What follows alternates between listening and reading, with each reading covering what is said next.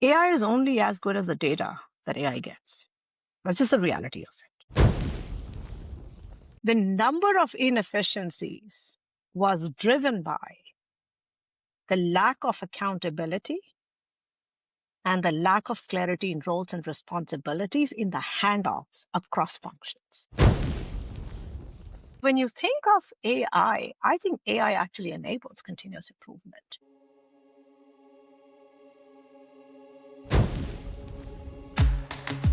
Welcome to KPI Fireside. Our mission is simple: to improve companies and to improve careers through continuous improvement. In every episode, we explore the spark, the moment, the mindset, or the method that ignites real change. Whether you're just starting out or leveling up, you'll find the insights and inspiration to fuel your next improvement. Welcome back to KPI Fireside. I am your host, Keith Norris. Our guest today is Monika Mangla. She's a visionary leader in finance and digital transformation and currently serves as a managing director at Accenture, leading finance, digital innovation, and the resources sector. With nearly 3 decades of global experience across Fortune 100 companies and top-tier consultants, Monika has worked alongside the C-suite to drive enterprise-wide business transformation and continuous improvement with measurable outcomes. Her journey has spanned leadership roles at Chevron, where she served as a CFO for scene operations, and strategic positions at Deloitte, KPMG, and Accenture. Monika, welcome to the podcast. We're so happy to have you here today.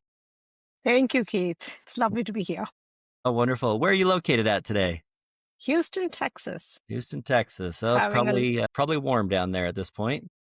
Lovely rainy day. Wonderful. So Monika and I met a couple of years ago as Monika was speaking at a conference, and just excited to connect again and to hear what's been kind of new in your world and have a little conversation about continuous improvement. Of course, the mission here of our podcast is to improve careers, improve companies through continuous improvements. I know that, Monika, you've got an interest in and focus in AI, so we'll have a little conversation about AI today. Awesome. Thank you. So, Monika, one of the things that we like to start the podcast with is a little question about, we call it the spark, but I find that a lot of times people that I meet that are involved in this discipline of continuous improvement, however you describe it, for a lot of folks, there was maybe a moment or a particular memory where they felt like, you know what, this is really interesting to me. I like this as a career. I'm gonna devote my energy to this. I'm curious if you remember that moment, or if there was a particular story that comes to mind for you. Yeah, and I think, thanks for asking that, Keith. Actually, you made me think number of years back. So you're making me walk down the memory lane here. I wouldn't say there was a particular instance or a moment where it was like an epiphany that I have to go for it. Rather, it was more of a strategic move that I had moved in terms of the practices when I changed, practice. This was a number of years ago when I was actually working with KPMG. I moved practices at that particular point in time and moved into the area of tax consulting. And as I moved in that area of tax consulting, that was the very first time looking at compliance processes and, the planning processes, really starting to think about how do you actually drive optimization in these processes when you are trying to deliver value for an organization. So that is when I started reading more about methodologies like total quality management and how you can apply them, the principles to the back office processes. And that was pretty much my, I would say, entryway or the gateway to the continuous improvement thinking. And my one learning has been that once you get entrenched in that thought process, you can actually apply it in all walks of your life. It just stays with you. It just stays with you. I love it. And that right there is one of the things that I find so interesting about, just everybody that I've interviewed on this podcast and just people I run into in this industry. That's what I refer to as the spark. It sounds like for you, there was some early experience in TQM, total quality management, but something kind of clicked for you. Like, you know what, this applies to like everything. Like, this is useful in so many ways.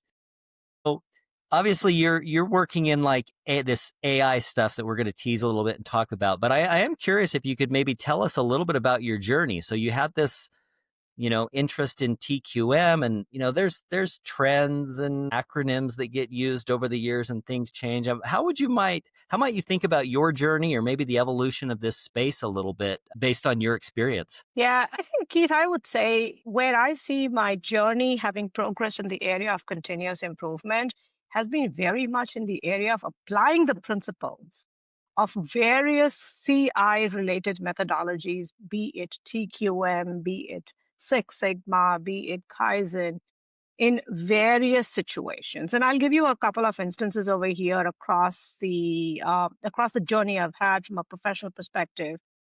Back in early 2010s, I would say I was working for Chevron at that particular point in time. And I had joined this new function that had been set up within the organization. It was the income tax accounting function. My predecessor had done a pretty good job in establishing the processes within a new function, but once a new function is maturing, as the workflows are getting matured, inadvertently, there are opportunities that are created to simplify and standardize your work processes, identify the fat and the waste, and start streamlining the workflow so that you're not only driving efficiency, but you're actually de-risking the organization. And that was, a classic situation where I tapped into the principles of continuous improvement, especially Six Sigma, to streamline and basically make the processes both on a monthly and a quarterly basis extremely repeatable and trustable. So they were very consistent, repeatable, and trusted processes that we put in place. One thing I would say, I should have said that at the introduction itself, most of my career has spanned, frankly speaking, driving finance innovation within the corporate finance umbrella, focusing on back office functions. So I just wanted to call that out because if you think about the history of, continuous improvement, a lot of focus is coming out of the manufacturing space, asset heavy space. But what I have done and where I have played more importantly is taking those principles and applying them in the back office process space. So that is where I have leveraged or utilized these processes a lot, that lean thinking a lot. So a lot of my experiences you will hear are going to be in that context. Excellent, excellent. So Chevron, a lot of a very vertically integrated company, I would imagine at Chevron, a lot of different things happening. Finance is a great discipline because it's probably of compared to like operations, finance looks different, of course, but kind of similar in a lot of ways across a lot of different companies. So how has the finance function specifically evolved as you've been throughout your career? Are there some major transformational shifts that you felt like the enterprise has faced?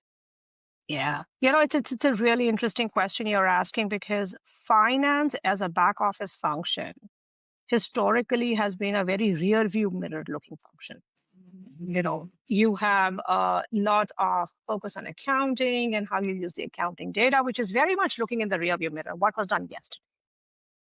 Where we see the massive shift coming into play within the finance world is people want to make that rear view mirror as automated as possible and start pivoting towards the planning and a forward looking view. So, how do I support my business? How do I support my operations? How do I support my customers and my stakeholders in a predictive manner, in a forward looking manner? How do I enable them to make decisions on a real time basis by providing them forward looking view of where they should be focusing on? So, that is where we have seen a massive, massive shift come into play in the finance space. Interesting. Moving into this, where things are going with AI. I know AI is this topic. Yeah. It's everything. It's also very everybody's trying to figure out how it affects them. I mean, it's obviously touching all of our lives in different ways. I think there's a lot of different perspectives on things where AI is really great for, and also things where it's kind of complex. Tell us what your thoughts are on how AI is affecting your role, or where you see it going. It's actually interesting that you asked that. I actually think continuous improvement is entering into a golden era right now with AI, if you ask me honestly. And I say that because if we peel the onion and we think about what makes continuous improvement, especially when you look at the methodologies like Six Sigma or you look at Kaizen, what really makes them successful? There are certain foundational basic principles that all these methodologies espouse or they actually stand behind. They all are very much process driven. You have to focus on the process to make the process streamlined and standardized. They are all focusing on data-driven decision making. They're all calling into a focus on customer centricity and value. So focus on activities where there is value to be driven for your customers or the stakeholder, whoever that might be. They are very much embedded into that, bringing a broad employee engagement, broad workforce engagement as you're starting to think about how to improve on your processes. And finally, they are looking into a very much culture of learning. So these are the foundational blocks for all these methodologies, irrespective of what these methodologies you use. And when you think of I think AI actually enables continuous improvement. I mean, AI with some of these, it actually creates this beautiful toolkit, in my view, with the tools like when you're looking at machine learning or natural language processing, you're looking at RPAs, especially in today's world with the agentic AIs.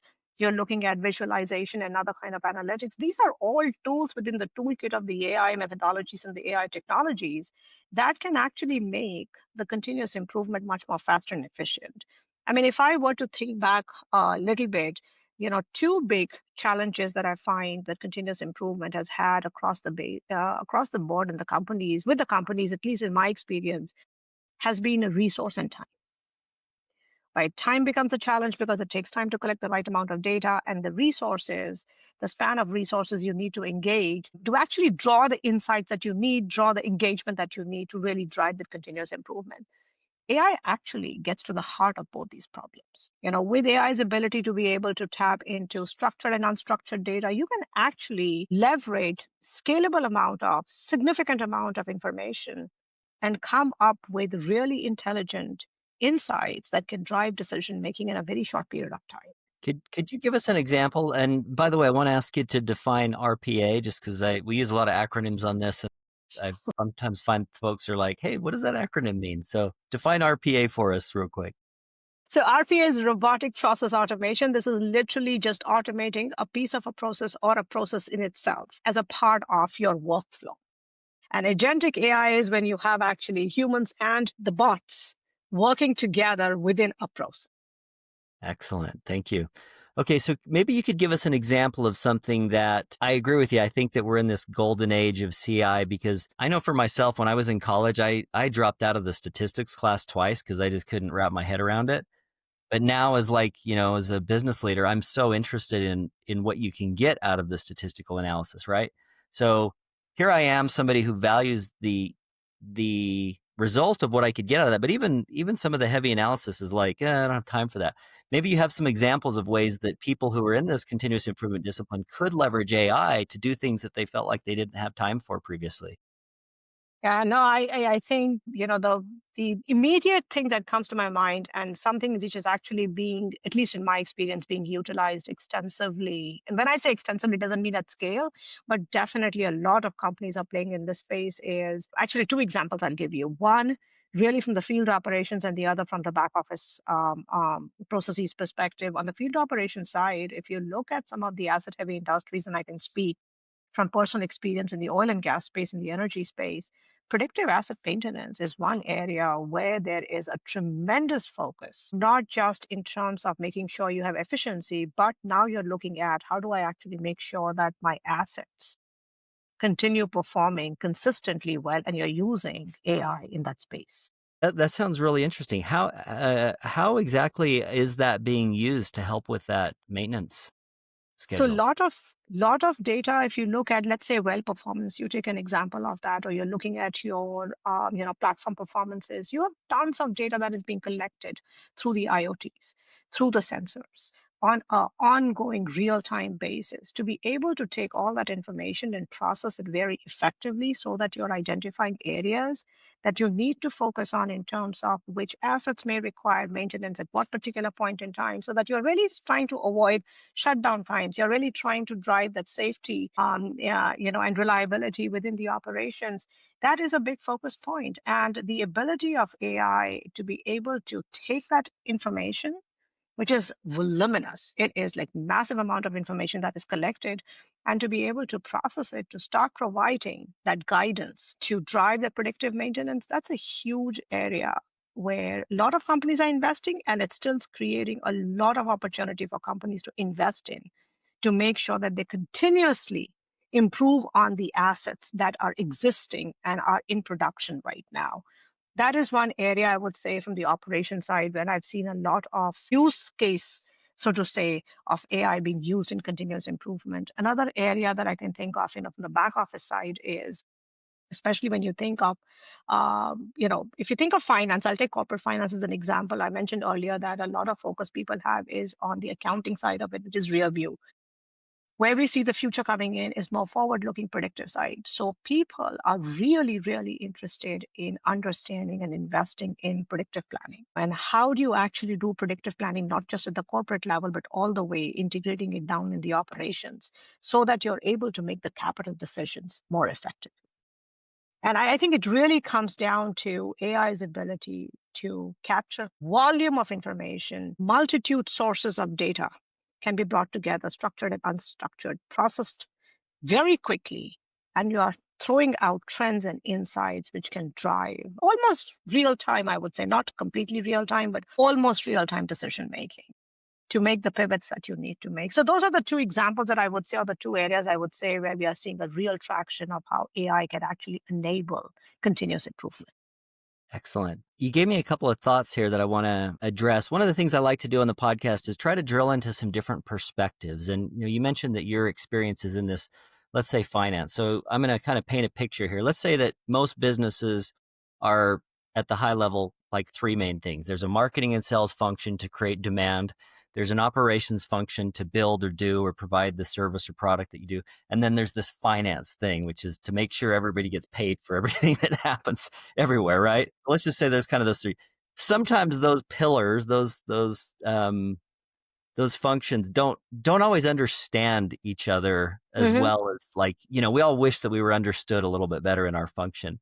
I'm wondering if we could give you a chance to, like, kind of speak to these other functions. Like, how does finance think about some of these things? And I'll just pause there and let you go No, I on. think it's a really interesting question, and I'm laughing here because you're right. Sometimes we get so absorbed in our domains, so to say, that we forget at the end of the day it's an enterprise. Yeah. And what drives value to the customer is the enterprise. It's not just a pillar within an enterprise. So I think that's why I'm laughing at your question. But I will say one thing. Even though I work in corporate finance, and I'll give you a real life example where we have actually seen how you have to work across the functions, not just within a function, to truly drive meaningful continuous improvement. So I'll give you an example of, a few years ago, I was working with a client where we had been invited to look into and improve upon the invoicing process, as an example, within the finance organization, which was basically a sub function within finance organization for that client was a payables organization. We were working with them. So where they do their billing and invoicing and, they collect the payments. And as we started talking to them, I challenged them, along with my team, and we asked, why are we just looking at invoicing process? Why are we not going outside of your function, working closely with the procurement and starting to look at a source to pay process in its entirety, end to end? And, after some discussions, they actually realized that definitely the opportunity for improvement was much higher if they were to go an end to end view of that particular process from an enterprise perspective. So we started looking at something called source to pay, which is basically sourcing of the material all the way to, you're processing it, you're selling it, and then collecting it from the customer. We brought that perspective in conjunction with a function that they already had at the enterprise scale called operational excellence, but only focused on the operation side of the house. So we brought them into the purview. We looked at this entire back office process all the way from sourcing the material to the, collecting the billings, so to say, from the customer. The amount of efficiencies that we were able to drive by just that cross-functional view of the process was phenomenal. And I was shocked. The number of inefficiencies was driven by the lack of accountability and the lack of clarity in roles and responsibilities in the handoffs across functions. That's such an interesting So that gets to the heart of the question you're asking, that, there are these pillars, but these pillars are integrated and they have to work together. I mean, another area that if I were to use the same theme, inventory is a huge things for many of the companies that are asset heavy, for example. And inventory has direct impact to your balance sheet and your working capital. So unless you're able to work together across the functions within the enterprise, and you can actually think of processes truly in an integrated manner at the enterprise scale, I think you will leave money on the table. This episode is brought to you by KPI Fire, the all-in-one platform for continuous improvement. With KPI Fire, you can align strategy, drive execution, and engage your people. So whether you're leading a team or driving enterprise-wide change, KPI Fire helps you deliver real results. Learn more at www.kpifire.com. I like this idea of addressing how finance thinks about some of these problems here, and I want to get at this idea of, let's say, from a strategic level, right? I mean, every person in leadership, every company now just is hearing AI, and like they all know, like, we got to do something about AI. And then I'm sure from a finance perspective, I'm thinking of an article that I saw recently that was published that talked about how few of these AI pilots are turning into business value, right? Maybe you could kind of connect the dots for us from how the finance people, we'll let you be the representative for all finance people everywhere. How You'll get me finance beaten up. people think about measuring the impact of continuous improvement, maybe broadly, but also how should organizations be thinking about how they approach this AI? Like, how do they allocate resources? What do they expect out of it? Maybe you could talk on, there's a couple of different angles there if one of those catches your interest. Yeah, no, I think you're spot on. I think AI is the buzzword today. Everybody is trying to get on that bandwagon in some way, shape, or form. There's no doubts about it. And you are absolutely right. Reality is a lot of companies are starting with AI pilots, AI use cases, and they are going headstrong in it. And then they're realizing quite a few times that it's not driving the value that they originally anticipated. And I think there are a few reasons behind it. The very first reason, and this is something that I have encountered time and again, and this goes beyond finance, by the way. Something that I've encountered time and again is AI is only as good as the data that AI gets. That's just the reality of it. And data, in all honesty, is not sexy. People want the output, but there is an input component to it, which is so important. So investing in a solid data foundation and a really good data governance is very, very crucial to make sure that you can actually leverage AI effectively. That's the first thing. And most companies, if you look at the way companies have evolved, especially relatively larger organizations that might be operating in multiple jurisdictions, whether nationally or internationally, doesn't matter. Reality is businesses become very complex. And over time, that governance just falls through the cracks. It starts deteriorating. So data becomes, I think, that investing in that and making sure that you're able to manage it and maintain it is super, super, super important. The second thing, and I'll just call out 2 points over here, which is really important. And, the second one that I find is critically important is technology is fine, but technology at the end of the day is an enabler. You need people. You need people to be able to understand that technology and run with it. And the biggest challenge that I see most companies face today is that the pace of change in technology has become so fast that we as humans are continuously trying to catch up. And that makes it very difficult. The change fatigue sets in then after a point in time. So I think, for the companies to be successful, to be able to use AI, foundational investments and recognitions have to be made, certain investments have to be made to make sure that you can actually leverage the benefit from it. It's great to talk about it and think about it, but unless you get that foundation right of the data and the people, the technology will not be able to do a whole lot there. Definitely want to jump into all three of those areas. Let me start with, I think you mentioned either data foundation or data governance. Maybe you could give us like, what does that mean? What does that look like in an organization? How might somebody know if they have good data governance or bad data governance? Yeah, so I'll separate data foundation from data governance. Although they go hand in hand, they're very integrated. And I'll give you just some examples over here. We talked about, we were talking about the field operations and asset maintenance, as an example. To be able to actually use sensors and IoTs on assets, right? You have to have a good definition of an asset. Only then the information you're collecting is going to be meaningful. Otherwise, what are you going to do with it? Yeah.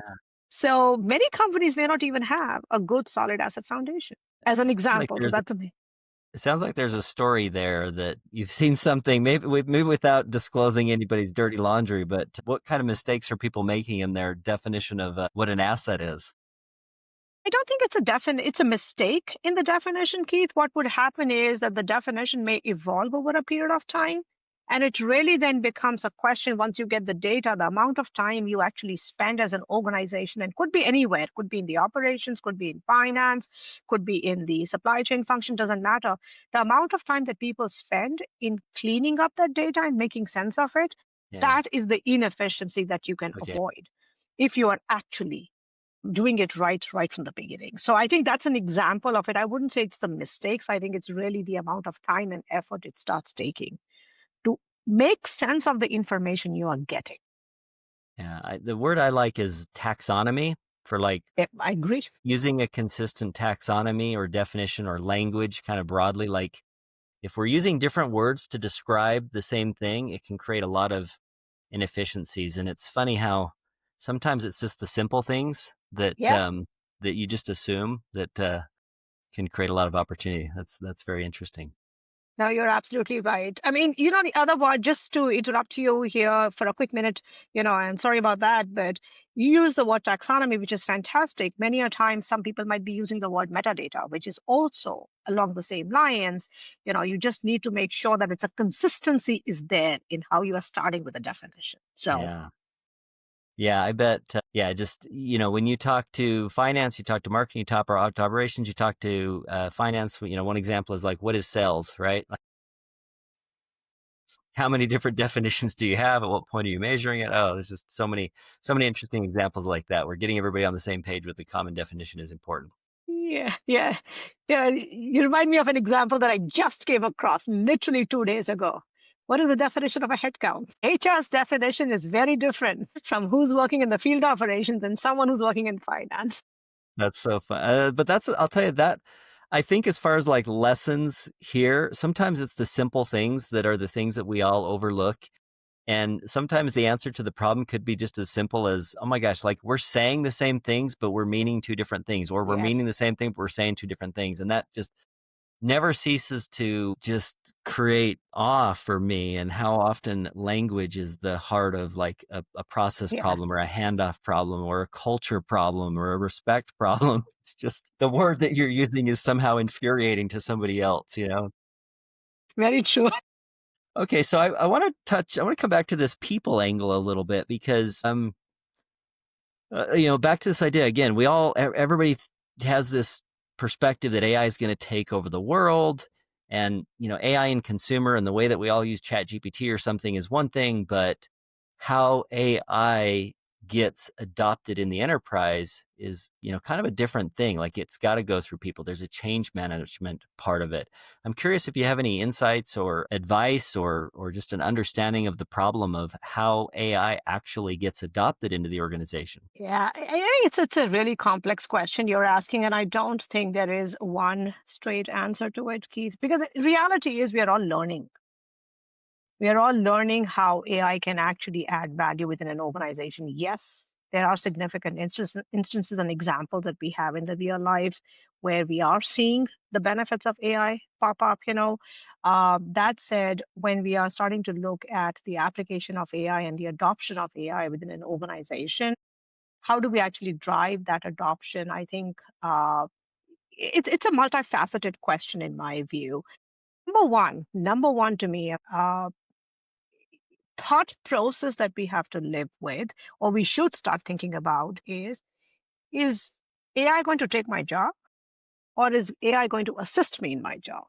right? So two different things, because depending on how I view AI, my approach to adopting that AI in my workflow changes, right? I mean, am I going to hand over my job to them, or am I actually going to leverage them as an assistant, as an analyst, as a support that's enabling me my job in my job? And I think that is the first shift that needs to happen, and people need to be comfortable to say, I'm not giving up my job to AI. I want the AI to come and help me. Now, this does really create a question, I will say, I mean, and I'm not going to say no to this one. It does create a question. You can't have AI helping in every single role that exists today, because that'll be duplication, because there will be some roles that can be taken out of circulation because of AI. There is no doubts about it. But does that mean that people have to go away? I don't think so. I think what it does is it actually creates an opportunity to people, for people to really start thinking about, what do I do with the time now I have to add more value to the enterprise? I mean, a simple example I'll give you. Again, I'll take a very, very rote finance experience here that I'll bring to the table as an example. Every single organization, when you're closing your books, meaning at the month end, when you're actually doing your P&Ls, your balance sheet and everything, you will go through some kind of a variance analysis. Every organization does that. Very, very rote approach. Where you're looking at, how did I do this month versus last month, my sales, how did they do it, my revenues, where did my costs go up? So you will do a simple, variance analysis that every finance function does it. Now, do you really need humans to be doing that comparison? Or do you actually want to take that work, give it to a bot or give it to an agent, and take the output of that and start analyzing it and drive the decision making in the organization? So you really haven't lost the person, but what you have really done is you have made the person think a little bit more strategic, understand the entire business, and enable the business to make the decision in the real time manner.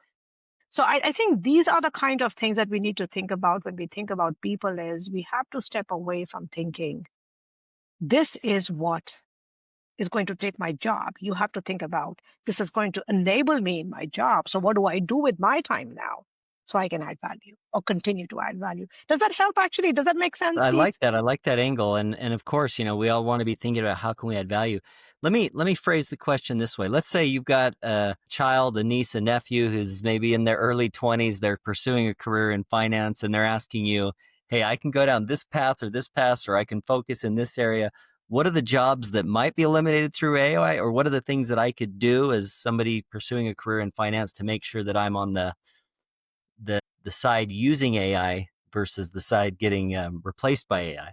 It's an interesting question you're asking. I've asked that question myself, and I'll be honest with you. It's a question which is very near and dear to my heart. The reason I say that is I have quite a few friends, their children, my own kids are at an age group where they are actually either going to be entering college very soon, or they might be just getting out of college and getting into the workforce. So it is a question that is definitely out there and that I do think about quite a bit. So let me say it this way, if I just look at finance as an example, where I see, and I'll take a very rote, accounting. People go to college, they get a bachelor's in accounting, they'll go and work for a big four, like KPMG, PwC, or someone to do the auditing function. Now, there is a significant amount of work which is being done by the analysts at the lower level that, AI and, automation can completely take over. No doubts about it. Does that mean people should not study accounting? I don't think so. I think they should study accounting, but they should focus more on really understanding, when I'm seeing something from an accounting perspective, what does that mean? So you are actually elevating the thought process rather than being buried in the, ticks and ties. This is what most of the accountants tend to do. Start thinking about, when I get this output, what it means. You will still have the role out over there. People will still need to hire you. But the value proposition that you're bringing to the table, the way you're articulating what you are going to be doing, that has morphed. So, to going back to your question, what they should do or should not do, I think the education still stays relevant. The application of that education, though, has to morph from that rote, lower level work. I can just work in Excel. No, you don't have to do that. Think about what you can have computer do for you in Excel and the output that you're getting, what are you going to do with that? So pivot in terms of focusing on learning that rather than saying that profession is going to completely go away, because I don't think the profession is going anywhere, honestly. So you might not have a long career completely just doing VLOOKUPs and reconciliations between Exactly. spreadsheets. Exactly. You need to step away from that. I think it's that lot of the work effort, when you look at starting jobs, even in the white collar space. So, accounting, auditing, treasury, maybe even in the operations, if you're on the front, on the, not on the floor, but actually in the office space. If you look at it, a lot of that work is about ticks and ties, collecting data, collating information. Those kind of those kind of roles, and I shouldn't say those kind of roles, those kind of activities are going to go away. There's no doubts about it, because the computer can do it much faster, much cleaner, much more efficiently. That's a reality of it. The question becomes, how do you actually use that output to make your job better? Are there some skills or some training or just, I mean, maybe even thinking of some of the things that you learned in your own career, are there some ways that somebody can dive into that? I mean, there's like an inherent curiosity and how can I add value? I'm curious if you have any, maybe it's as simple as like core values, like be curious, or it's something like a certain training about change management or something. Like how do you kind of stay ahead of that change, or how do you embed that into somebody's mindset? Yeah, I think this is a great question. From a training perspective, I would say being flexible is the most important thing, because you never know where the next technology is coming from. The pace of change in technology is so rapid at this point in time. Being flexible, being open to learning, absolutely very critical. I think one thing that I have found, which is more like a training that can be taken by, and this could be people at different levels of careers, doesn't matter what level you are, whether you are a student entering into the workforce or you have been in the workforce for a while. I think going forward, and even now, understanding data, understanding process, and understanding technology all hand in hand is critically important. There are courses you can take to really understand that, because whenever you think of continuous improvement, whenever you think of anything that has to do with how do I do my work better, you cannot separate a process from a technology. Technology comes inbuilt with a process, and the enabling piece of that is data, given the world we are living in. So unless you can connect the dots across these three, it'll be very difficult to actually succeed in whatever walk or career that you are trying to pursue. And I'll give you a classic example over here. In the area of finance, corporate finance. What does finance organization really do? Finance organization is really a gatekeeper, actually, right? It's a gatekeeper of how I've been doing as an organization, as an enterprise. It's a gatekeeper where it's actually guiding me. Am I following all the compliance, etc., whatever I need to do? And it's actually guiding me, where should I be investing money? That's really the role of a finance organization, if you think about it. How did I do? Am I compliant? Where should I go forward? Right? I mean, that's what it's doing. It's a support function, which is supporting the rest of the organization or the enterprise. What is really important for people is not to create a financial statement. Rather, what is a financial statement telling me? So this is a thought process change that you can do.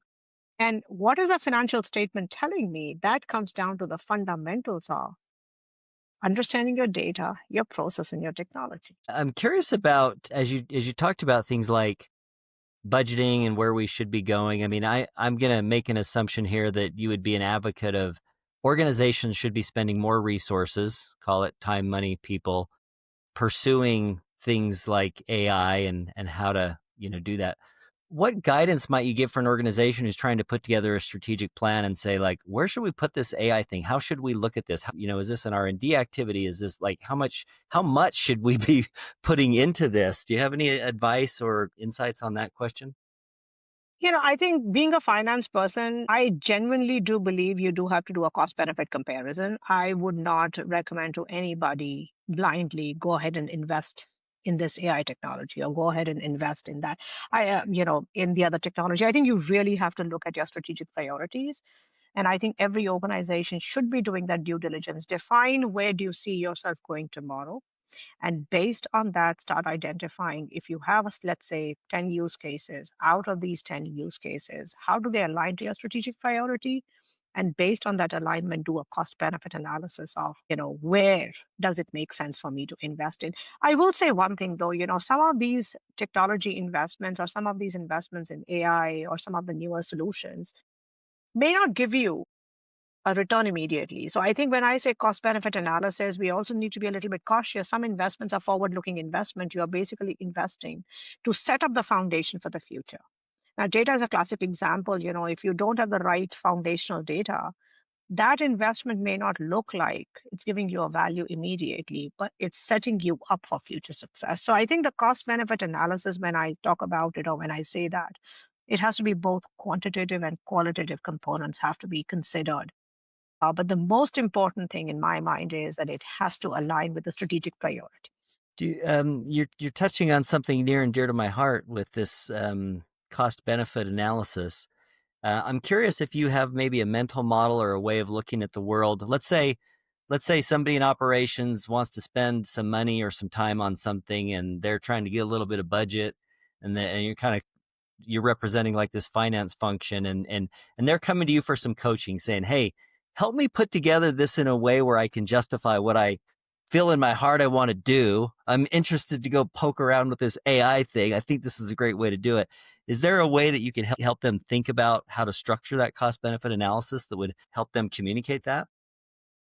Absolutely. I think when we just think about the cost and the benefit, I mean, cost could be different components to it. And I'm oversimplifying it over here, but I'm going to take a step back beyond the cost benefit discussion we are having. Okay. But after I give you the answer to your question. So when I think of cost, I mean, some of the things that we would be looking at or we should be looking at is not just the pure investment you're making in the technology, but there could be the maintenance cost that comes with it, any kind of training, et cetera, that need to be undertaken. Also, could be different components of the cost that you need to take a look at it. There's also an opportunity cost, right? If I'm going to bring the resources, let's say, to work on this particular initiative, that resource could be doing something else. I should be building that as a cost in the cost model. On the benefit side, you may want to start looking at not just some pure benefits, which could be qualitative, maybe it's a revenue increase, whatever that might be, or if the pure quantitative benefit is not coming into play, then how is qualitatively that enabling you for the future, whether it is through a better training program or whatever that might be. I think that thought process has to go into it to really understand, when I think of benefit, when I think of a value, what does value really mean? So I think that would be my guidance to them, is think about that in the context of holistically within the enterprise, what is the total cost and what is the total benefit that you can give either now or later. Now, that said, I will say one thing, and this is something which is very near and dear to my heart, Keith. And maybe one of the reasons could be because I've worked a lot with larger organizations. I don't think every single initiative in a firm requires a cost benefit analysis. Because sometimes you can actually, how it is, paralysis by analysis. Yeah. You can actually get into that form of mode where you just cannot move anything forward. I think you do have to trust. There has to be a healthy balance between what requires the rigor of a cost benefit analysis and what requires a judgment call due to a democratized decision making at the lower level. And I think that balance is critically important. It's going to vary from organization to organization because everybody's, I would say, thresholds, the operating powers, there'll be different drivers that's going to drive that balance between what should be really, really, very categorically, we should be looking at cost benefit analysis. And then where are some things that, because the people in the trenches know what they're doing, and you've got to trust that. You've got to trust that manpower, that judgment, you make that call. So that balance is important. Yeah, I think where I hear you going with that is perhaps this gets into things like definitions and roles and accountabilities, but you said thresholds. So I'm assuming that you're kind of modeling like, hey, at different levels of the organization, you have autonomy to make certain decisions. Exactly. And I don't know if you have, more guidance, but I'm kind of picturing this idea of somebody's coming to you saying, hey, can we do this? Can we not do this? Should we do a cost benefit analysis? And there's probably this level where you're like, look, if you don't need extra budget for something, if you're not asking anybody else to get involved, Go do it. it may not be necessary, right? If you have the resources and the time to do it, knock yourself out. That's kind of your domain. I think that's an interesting component of this like leadership lesson that exists in this continuous improvement domain. It kind of makes me chuckle a little bit because I can't, you probably have experienced this too. I chuckle a little bit every time I hear somebody in like a middle management role who says something along the lines of, we're waiting for the senior leadership to tell us what the goals are. Because I know on the other side of that, the senior leadership is probably saying, well, we're assuming that they know what they're doing and we're just going to hope that they continue doing it. We're trying not to, there's kind of this like ambiguity that exists sometimes, and giving somebody permission to make decisions, I think, can be helpful as well. Yeah, no, I completely agree with you. I think it is something that I see more often than not, to tell you very honestly, where you have this, I wouldn't say vacuum, it's a lack of this. I think it's a differences in expectations. I'm waiting over here to hear from the top, and here it's like, these guys know their job. I trust them. Let them go ahead and do it. And many a times, even though the senior management might say it, people at the lower level, the middle management or the lower management, may not take an action item to take a decision.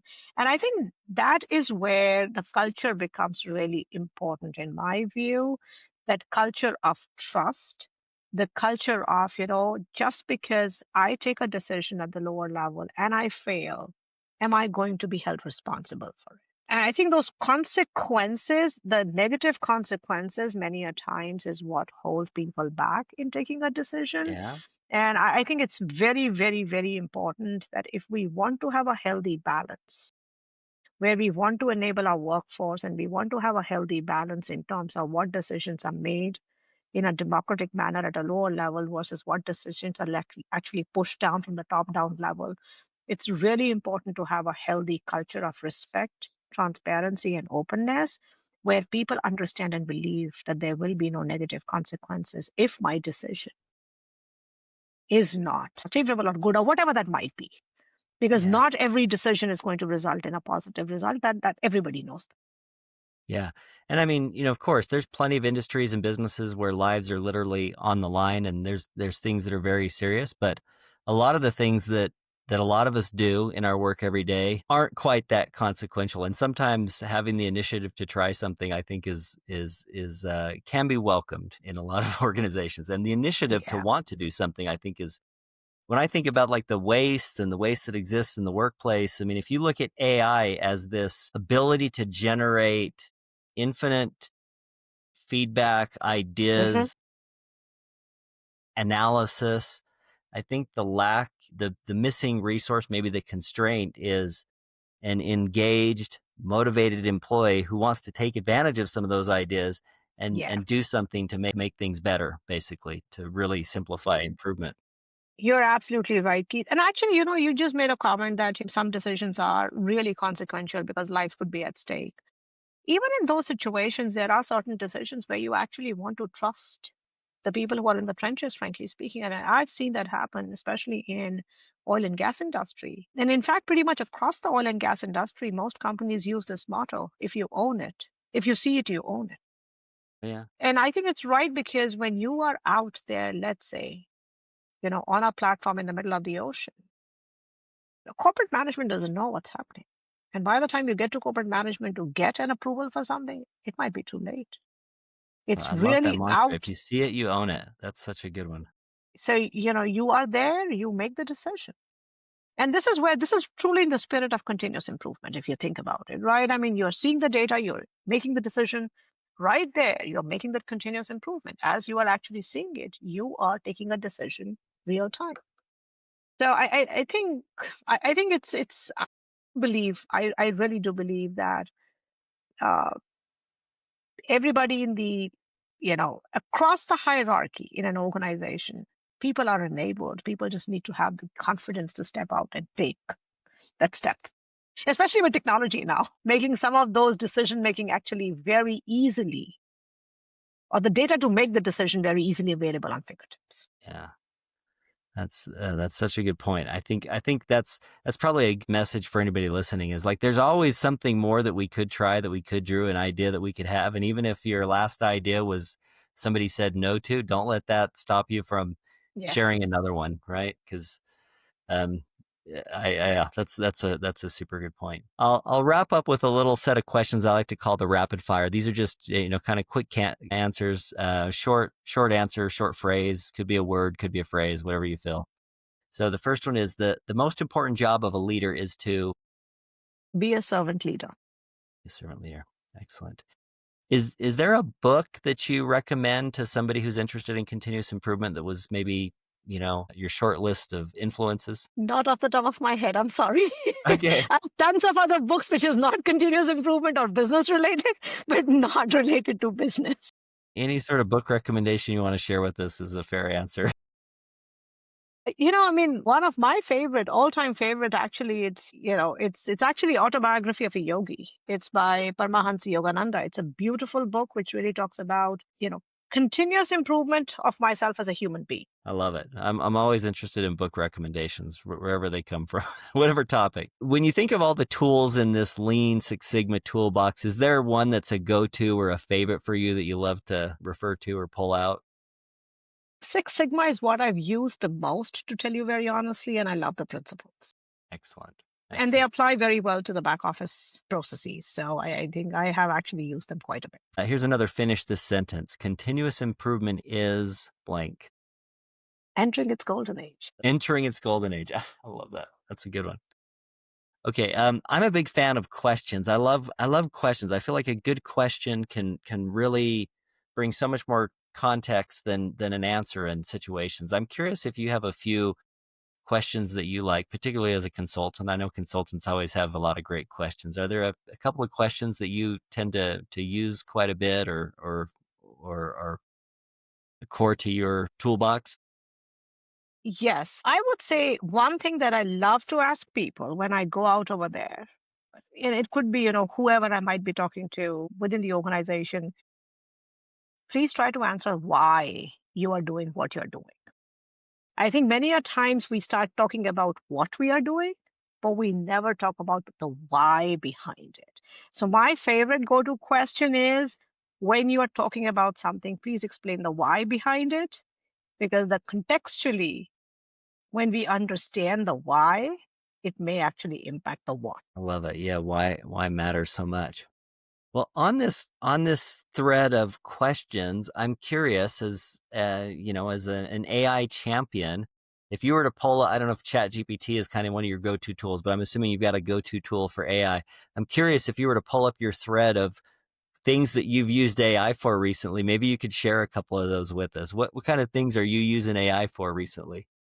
Sure. So I use Copilot more than anything else. I find it pretty helpful. And I think my last use of the Copilot was actually planning a road trip, and it was fantastic. We were going to actually take a road trip on the East Coast, so New York, Rhode Island, Massachusetts, and I got some excellent ideas in terms of how should I be actually managing that road trip over the course of 7 day period. So that was my last use, which was fantastic. It was fantastic.